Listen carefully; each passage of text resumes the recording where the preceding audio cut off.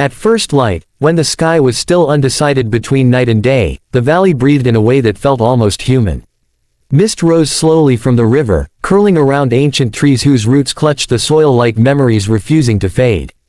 Birds began their cautious calls, testing the silence before breaking it completely. Somewhere beyond the visible bend of the water, a glacier-fed stream murmured, carrying stories from mountains that had stood longer than any name given to them.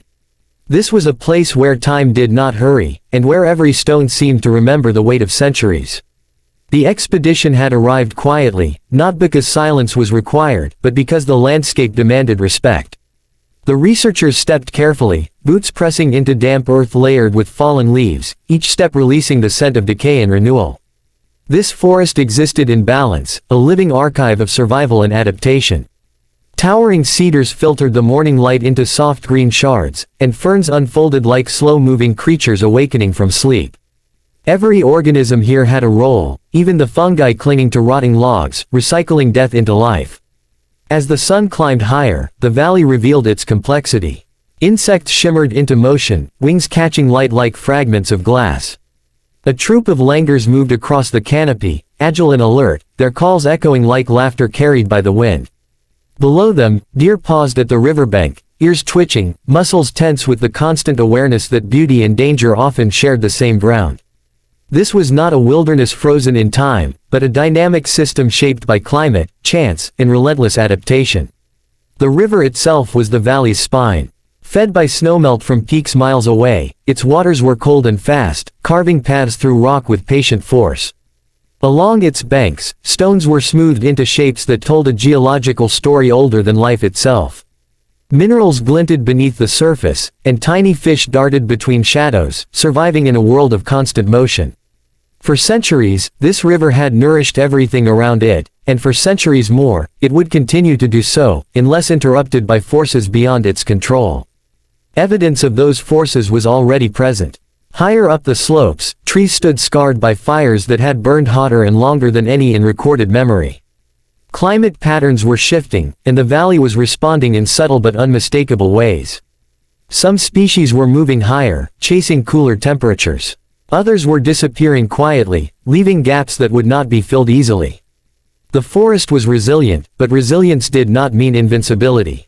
By midday, clouds gathered over the mountains, building slowly, as if deciding whether to release their weight. The air thickened, carrying the metallic scent of rain. The researchers paused near a clearing where wildflowers bloomed in defiant color, splashes of yellow and purple against the green. Bees moved urgently from flower to flower, aware of the narrowing window before the storm. Life here was always negotiating with time, adjusting to rhythms that could change without warning. When the rain finally came, it arrived with authority. Drops struck leaves like thousands of small drums, and the forest responded with a chorus of sound. The river swelled almost immediately, its voice deepening as water poured in from every direction.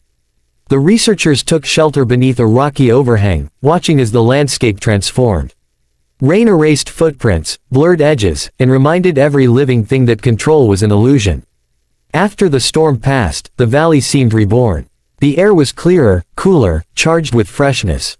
Sunlight returned, illuminating droplets, clinging to spiderwebs and leaves, turning them into temporary constellations. Somewhere nearby, a leopard moved silently, its presence known only by the sudden stillness of birds. Predators here were not monsters, but essential threads in the ecological fabric, keeping populations in balance through ancient, unspoken rules. As evening approached, the forest shifted once more. Diurnal creatures retreated, and nocturnal life prepared to emerge. The light softened, shadows stretched, and the temperature dipped.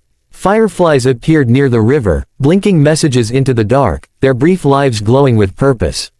Frogs began their calls, a rhythmic soundscape that pulsed through the undergrowth. The valley at night was not quieter, but different, alive in ways invisible to the untrained eye. One of the researchers recorded notes by headlamp, aware that documentation was both a privilege and a responsibility. To observe was not enough. Understanding required patience, humility, and the acceptance that some mysteries would remain unsolved. The valley did not exist for human curiosity alone. It existed because life, once started, finds a way to continue, even under pressure. Far above, stars emerged, unchallenged by artificial light.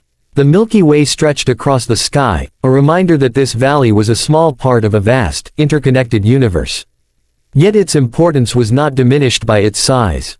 What happened here mattered, not just to the species that called it home, but to the global systems that depended on healthy ecosystems to regulate climate, water, and air.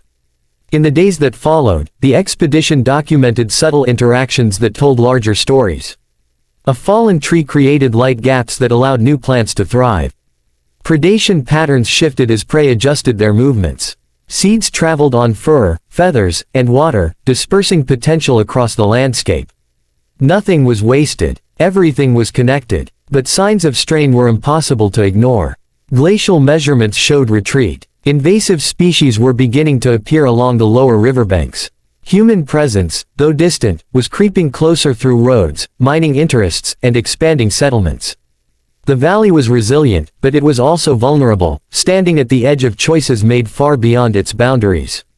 On the final morning, as the team prepared to leave, fog once again settled over the river. The valley seemed to hold its breath, unchanged yet subtly altered by the brief human presence. There was no farewell, no ceremony, only the quiet understanding that this place would continue its story long after the observers were gone. The responsibility now lay in what would be done with the knowledge gathered here. As the last footsteps faded, the forest reclaimed the silence. Leaves shifted in the breeze, water flowed, and life continued its intricate dance. The valley did not need witnesses to exist, but it benefited from protectors who understood that preservation was not about freezing nature in time, but about allowing it the space to adapt and endure. In that understanding lay the true lesson of the valley, that humanity's future, like the river's path, was inseparably linked to the health of the wild places it too often took for granted.